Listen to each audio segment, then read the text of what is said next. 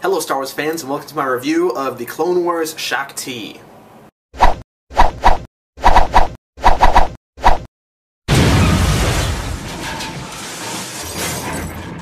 Now, most of the figures I collect are the real life sort of figures, not the cartoony Clone Wars figures. But I gotta say, the cartoonish look works really well for the female figures. You know, I've got her and Asajj Ventress and Aurra Sing, and I really like the look that you get from the cartoony figures. Maybe it's because a lot of their arms and stuff are really thin, like in the cartoon show, and that looks kind of funny with guys, in my opinion. But it works well for the female characters. I mean, there is a problem with that. It's not very easy to hide joints when the actual limbs are like thinner than the joints themselves. But what can you do?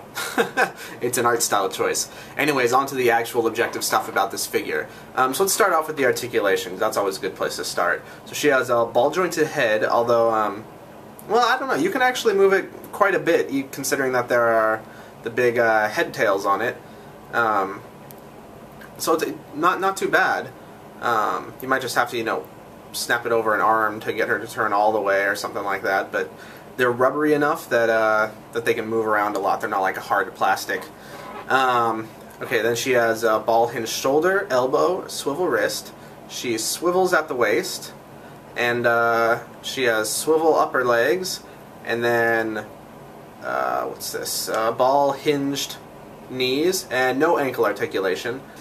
So I don't know. I mean, you know, not amazing articulation, but it doesn't feel like there's anything particularly lacking about it. There's not a whole lot of sculpting, although the little bumps and stuff on her head growth are all sculpted as well as painted, which is kind of impressive. They're really tiny, like almost pinprick tiny, but they're actually sculpted up. Other than that, there's not really anything special about the sculpt, except for these kind of dangly rubber,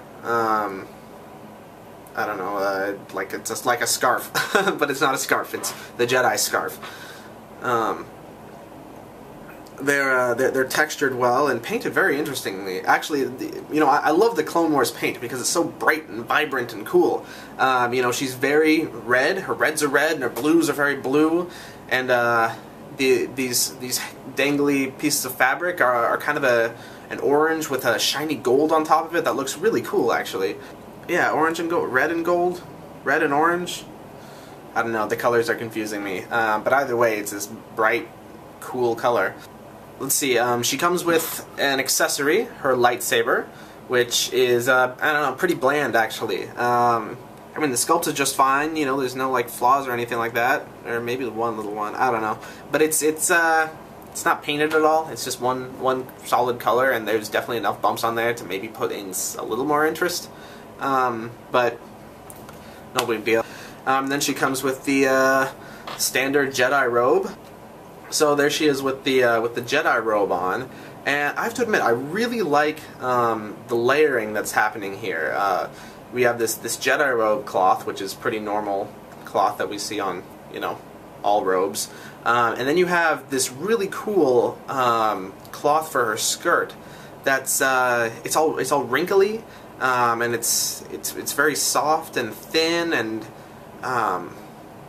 you know, I don't know what they did to it to make it like that, but it's really cool, and it's definitely different than your normal sort of just bland soft goods that you get with most soft goods clothing. And then you have these draping rubber things, and that layer of like 3 different types of things draping, I just think it's a really cool look. It feels more authentic because, you know, what people actually wear isn't just like a solid plastic coat over a plastic shirt over plastic pants.